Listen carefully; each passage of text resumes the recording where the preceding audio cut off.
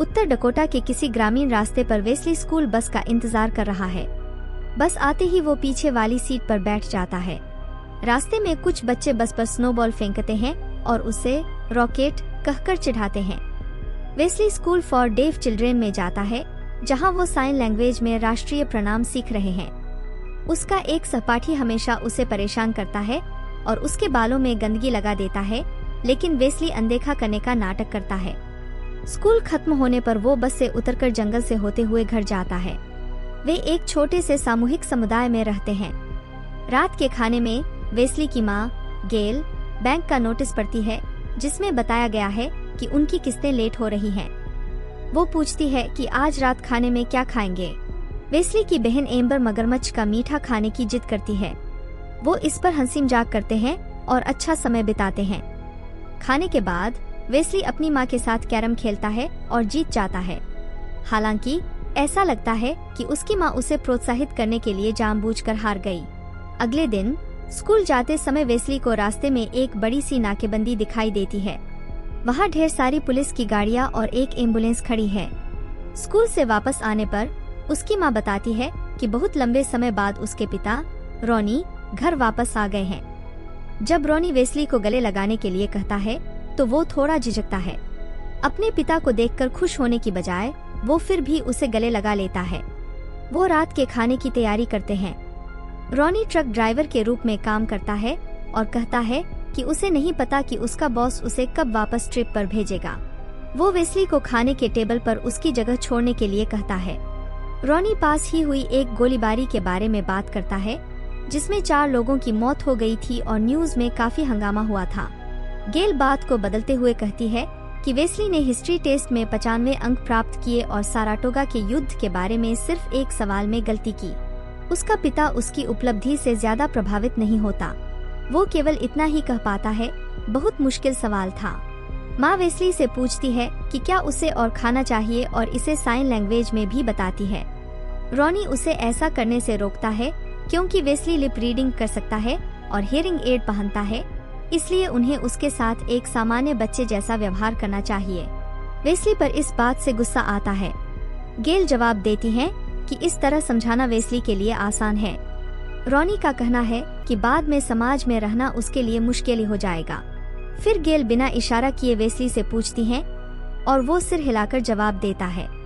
Ronnie खुशी से कहता है कि लड़का बिल्कुल ठीक सुन सकता है। अगली सुबह रॉनी वेस्ली को बताता है कि उसकी माँ रात बिस्मार्क में अपनी दादी के घर बिता रही है और वो उसकी देखभाल करेगा। वो स्कूल के लिए वेस्ली को लंच बॉक्स देता है। जब वेस्ली अपना लंच खोलता है तो स्कूल का धमकाने वाला फिर से उसके बालों में गंदगी मल देता है। वेस्ली अब भी अपने लिए खड़ा नहीं होता और चुप रहता है। घर वापस जाते समय उसे बर्फ में एक आदमी लेटा हुआ मिलता है, जिसके पास एक डफेल बैग है। वह बेघर दिखने वाला आदमी उसे चुप रहने का इशारा करता है। उसके हाथ खून से लथपथ हैं और ऐसा लगता है कि वो काफी समय से वहीं पड़ा है। वेस्ली उस आदमी से डरकर भाग जाता है। वो मदद के लिए अपने पिता को फोन करता है, लेकिन उसका पिता किसी एक्टर की मरम्मत कर रहा होता है और परेशान नहीं होना चाहता। वो वेस्ली के इशारों को भी नहीं समझ पाता। वेस्ली उस जगह वापस जाने का फैसला करता है जहां आदमी लेटा हुआ था और उसका पिता उसका पीछा करता है। जब वो वापस उस जगह पहुंचते हैं तो वेस्ली देखता है कि आदमी वहां से चला गया है। रॉनी अपने बेटे को घर जाने के लिए कहता है। रात के खाने में रॉनी वेस्ली को नमक का डिब्बा पास करने के लिए कहता है। वेस्ली इशारों में कहता है मारपीट, लेकिन उसका बेटा नहीं सुन पाता। फिर रॉनी चिल्लाने की कोशिश करता है और ऐसा करने से अपनी बेटी को डरा देता है। रॉनी वेस्ली को महसूस कराने के लिए मेज पर अपनी मुट्ठी पटक देता है। शाम को वेस्ली अपने कमरे से बाहर आता है और बेघर आदमी को ढूंढने का फैसला करता है। जाने से पहले वो अपने पिता को देखता है जो टीवी के सामने सो रहा होता है। उस जगह के पास ढूंढने पर जहां उसने पहली बार आदमी को देखा था, वो उसे आखिरकार ढूंढ लेता है। वो उसे एक स्लेज पर खींचता है, उसे रस्सियों से बांधता है और आदमी को एक खाली खलिहान में ले जाता है। वो आदमी को घास पर लिटा देता है और उसे गर्म कंबल से ढक देता है। जब आदमी आंखें खोलता है तो वेस्ली उसे चुप रहने का इशारा करता है। पूरी तरह से थक जाने के कारण बेघर आदमी फिर से सो जाता है। सुबह वो उठता है। वहाँ पहुंचकर वेस्ली को पता चलता है कि वो लड़का अभी भी वहीं है। वेस्ली बात करते हुए महसूस करता है कि लड़का कुछ सुन नहीं सकता और कहता है, चिंता मत कर, तू बहुत कुछ नहीं गवा रहा है। जब बेघर आदमी अपना स्वेटर ऊपर खींचता है तो वेस्ली देखता है कि उसके पेट पर गोली लगने का घाव है। कुछ दवाइयाँ लेने वेस्ली वापस घर जाता है। इसी दौरान गैरेज में रॉनी का दोस्त लड़के से औजारों के बारे में पूछता है और लड़का सभी सवालों के सही जवाब देता है। रॉनी उन्हें ईर्ष्या से देखता है। वह वेस्ली को घर से बाहर आते हुए देखता है और उसे मदद के लिए बुलाता है। वह अभी भी इस तथ्य को स्वीकार करने से इनकार करता है कि उसका बेटा बहरा है। वेस्ली आदमी को दवाइयाँ देता है और वह घाव को सी देता है। आदमी ने वेस्ली के सभी फ्रूट बार खा लिए हैं और कहता है, खाने के लिए और कुछ मिला, नाश्ता ढूंढो। टेलीविजन पर उसी गोलीबारी की खबर चल रही है जो पहले हुई थी। जब उसके माता पिता न्यूज देख रहे होते हैं, वेस्ली अपने खाने को खिलौनों के डिब्बे में रख देता है। रॉनी एक सहकर्मी से मिलने जाने के बहाने घर से निकल जाता है। वेस्ली आदमी को खाना लाता है और आदमी कहता है कि उसकी माँ बहुत अच्छी रसोइया है। फिर वह उसे समझाता है कि उसे यहाँ और समय नहीं रहना है क्योंकि उसे एक दोस्त से मिलना है। वह उठने की कोशिश करता है लेकिन 2 कदम भी नहीं चल पाता। वे यह भी सुनते हैं कि खोजी हेलीकॉप्टर उड़ रहा है। वह वेस्ली से एक मदद मांगता है। आदमी उसे क्या करना है इस बारे में निर्देश देता है। वह उसे रोड साइड कैफे जाने के लिए कहता है। वेस्ली ट्रकों में से एक पर आदमी की अंगूठी छोड़ देता है। ट्रक ड्राइवर एक आसान लक्ष्य वाली लड़की के साथ कैफे से निकल जाता है। अपने ट्रक पर अंगूठी देखकर ट्रक वाला वेस्ली को भी साथ बिठा लेता है। लड़का ट्रक ड्राइवर को एक लिफाफा देता है लेकिन यह बताने से इनकार कर देता है कि आदमी कहाँ है। इसी समय एक पुलिस की गाड़ी वहां से गुजरती है। ट्रक ड्राइवर का कहना है कि उसे सब कुछ व्यवस्थित करने में कुछ समय चाहिए और इसमें कम से कम 2 सप्ताह लगेंगे। वह वेस्ली को एक पेपर बैग देता है। जब वेस्ली वापस आता है तो वह बैग आदमी को देता है। वह उसमें से एक फोन निकालता है और वेस्ली से कहता है कि उसे जितना उम्मीद थी उससे थोड़ा अधिक समय वहीं रहना होगा।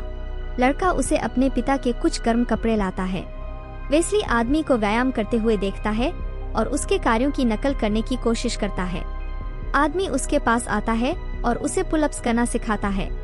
थोड़ी देर बाद वेस्ली अपनी बहन के साथ टीवी देख रहा होता है, तभी उसकी माँ घर आती है। वो उससे स्कूल और उस बदमाश के बारे में पूछती है। उसके बाद उसके पिताजी लकड़ी काटकर घर लौटते हैं। वो जमीन पर कुछ खड़ियाँ बिखेर देते हैं और वेस्ली उनकी मदद करने के लिए दौड़ता है, लेकिन उन्हें उठाने के बजाय वो उन्हें एक दूसरे के ऊपर जमाने लगता है ताकि उसके पिताजी उन्हें एक साथ ले जा सकें। रुको!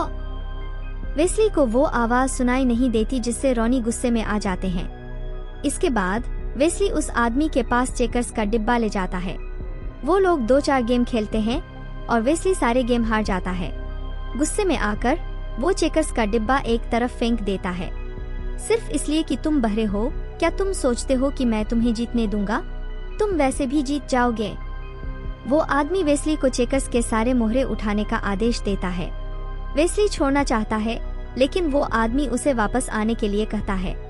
वो आदमी वेस्ली को कुछ चैलेंज सिखाना शुरू करता है और उसे कोई भी कदम चलने से पहले ध्यान से सोचने की सलाह देता है। वो वेस्ली से उसकी उम्र पूछता है। वो कहता है कि उसकी एक बेटी भी लगभग उसी उम्र की है। वो वेस्ली के बालों में गंदगी के बारे में भी पूछता है। वेस्ली उसे स्कूल में तंग किए जाने के बारे में बताता है। वो आदमी वेस्ली को एक थर्मस और गुल्लक लाने के लिए कहता है। वो गुल्लक तोड़ देता है और थर्मस को सिक्कों से भर देता है। फिर थर्मस को बैग में रखकर धातु के टंकी पर जोर से मारता है। इसके बाद वो बैग वेस्ली को थमा देता है और उसे भी ऐसा करने के लिए कहता है, लेकिन वेस्ली जोर से नहीं मार पाता। वो आदमी वेस्ली को गुस्सा दिलाने के लिए उसे डांटना शुरू कर देता है। तुम्हें क्या हो गया है? इतना नाजुक बनना छोड़ दो, जोर से मारो जैसे तुम्हें सचमुच गुस्सा आया हो। वह वेस्ली को उस गुस्से को बाहर निकालने में मदद करता है जो एक वार में लगाना जरूरी होता है। वेस्ली अपना आपा खो देता है और जोर से वार करता है। स्कूल में वेस्ली बेचैन है। वो कक्षा में लंच ब्रेक का इंतजार कर रहा होता है। आखिरकार लंच के समय वो बदमाश उसके पास आता है। वेस्ली अप्रत्याशित रूप से बदमाश के सामने खड़ा हो जाता है और गुस्से से उसकी आंखों में देखता है। उसे वो आदमी की बातें याद आती हैं। बस याद रखो मैंने क्या कहा, शांत रहो, अपना बचाव करो, उसे सीधे आंखों में देखो और उसका सिर फोड़ दो। बदमाश ये दबाव सह नहीं पाता और डर के मारे पीछे हट जाता है। वापस घर आकर वो देखता है कि उसकी माँ मिस्टर चेम्बर से बात कर रही है। 3 हफ्ते पहले हुई एक डकैती के बारे में मिस्टर चेम्बर बताते हैं। वो कहते हैं कि 5 में से 4 लुटेरे पकड़े गए थे, लेकिन एक भागने में कामयाब हो गया। वो भगोड़े आदमी की फोटो दिखाते हैं और वेस्ली उस आदमी को खलिहान वाले से पहचान लेता है। उन्हें पता चलता है कि वो घायल है और शायद हिल भी नहीं सकता। वेस्ली खिड़की से बाहर देखता है और 2 एजेंटों को खलिहान के बाहर से झांकते हुए देखता है। मिस्टर चेम्बर पूछते हैं कि क्या उसने आदमी को देखा। वेस्ली जवाब में चुप रहता है और एजेंट उसकी माँ को अकेला छोड़ने के लिए कहते हैं। वो उसे अपनी पड़ोसन के बारे में एक कहानी सुनाते हैं, जिसने एक छोटे पहाड़ी शेर का बच्चा गोद लिया था। जब पहाड़ी शेर बड़ा हुआ तो उसने उस औरत और उसके बच्चों को मार डाला, यहाँ तक कि घर की सारी बिल्लियों को भी। एक और एजेंट दरवाजा खटखटाता है और मिस्टर चेम्बर चले जाते हैं। बाद में शतरंज खेलते समय वेस्ली को पता चलता है कि उस आदमी के बाएं हाथ में एक उंगली नहीं है। आदमी उसे बताता है कि एक बाघ ने उसकी उंगली काट ली थी। ऐसा होने के बाद उसने शिकार का पीछा करना और उसे मारना सीखा और बाद में उसने बाघ को मार डाला और उसका दिल अपनी मुट्ठी में इतना जोर से दबाया कि वो माणिक्य बन गया, जिसे उसने अपनी अंगूठी में लगा लिया। अब सभी बाघ उससे डरते हैं। वेस्ली घास पर सो जाता है, लेकिन आदमी उसे जगाता है और घर जाने के लिए कहता है ताकि उसके माता पिता उसकी तलाश में न निकलें। अगली सुबह स्कूल जाते समय वेस्ली अपने नए दोस्त की तरह दिखने के लिए अपनी उंगली को काला रंग देता है। वह आदमी को इशारों की भाषा में राष्ट्रीय निष्ठा प्रतिज्ञा सिखाता है। वो मस्ती करते हैं और पिता पुत्र की तरह खेलते हैं। जब वेस्ली गेंद लेने आता है तो उसे पता नहीं चलता कि शेरिफ खलिहान की खिड़की से झांक रहा है। आदमी उसे पकड़ लेता है, उसका मुंह दबा लेता है और बंदूक निकाल लेता है, लेकिन शेरिफ चला जाता है। बाद में शाम को वेस्ली खलिहान जा रहा होता है, लेकिन उसका पिता उसे देख लेता है। वो काफी चुपके से भी जाता है। नशे में धुत पिता बड़बड़ाता है कि घर में कुछ भी ठीक से काम नहीं करता है, न तो ट्रैक्टर और नहीं टीवी, और वो उन्हें ठीक नहीं कर सकता। वो कहता है कि उसका पिता सब कुछ मारपीट से ठीक कर लिया करता था। वो टीवी को मारना शुरू कर देता है और फिर उसे लात मारता है और अपने बेटे पर चिल्लाता है कि वो कहाँ जा रहा है। अगली सुबह वेस्ली शौचालय का कागज लेकर खलिहान आता है और जल्दी से निकलने की कोशिश करता है। आदमी उसे रोक लेता है और उसके चेहरे पर चोट के निशान देखता है। वो वेस्ली से पूछता है, लेकिन वेस्ली जवाब नहीं देता और चुपचाप चला जाता है। आदमी समझ जाता है कि ये वेस्ली के पिता का काम है। माँ चोट की जांच करती है। रॉनी झूठ बोलता है कि वेस्ली टीवी को घूंसा मारते समय उसके पास आ गया था, इसलिए उसने गलती से उसे कोहनी मार दी।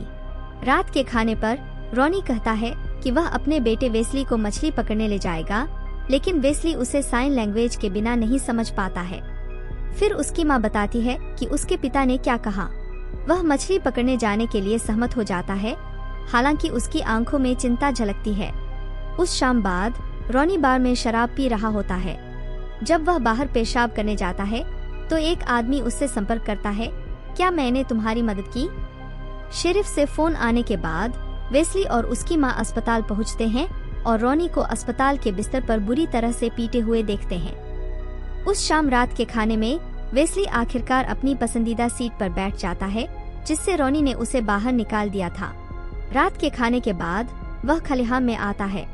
वह आदमी उसे बताता है कि जब वह वेस्ली के लगभग उम्र का था तो उसके पिता ने घोड़े खरीदे थे।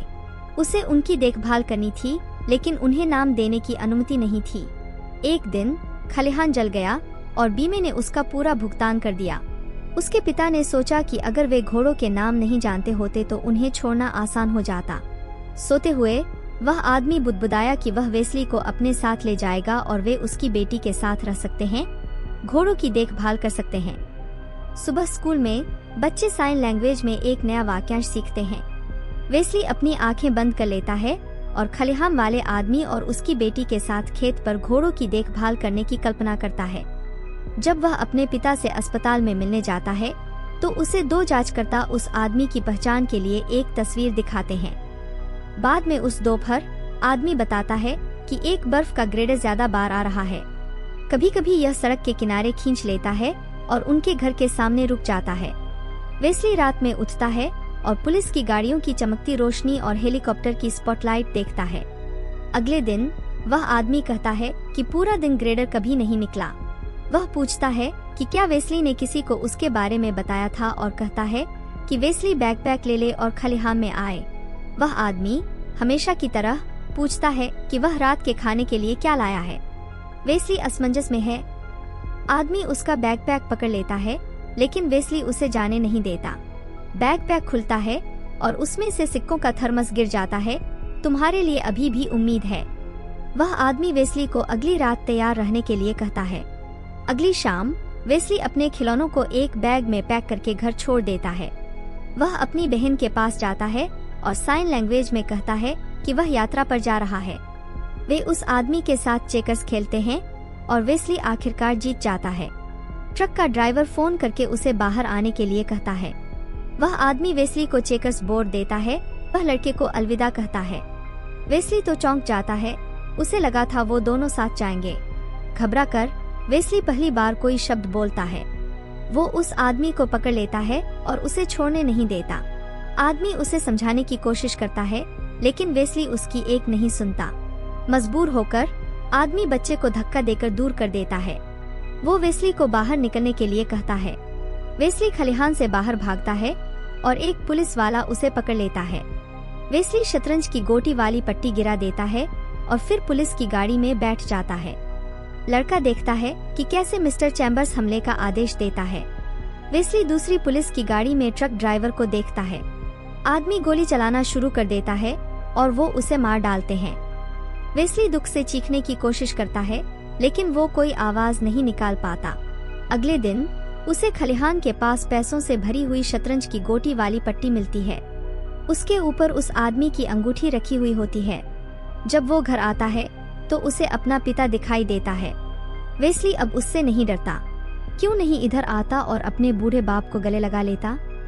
वो गुस्से और नाखुश आदमी के पास दया दिखाते हुए जाता है और उसे गले लगा लेता है।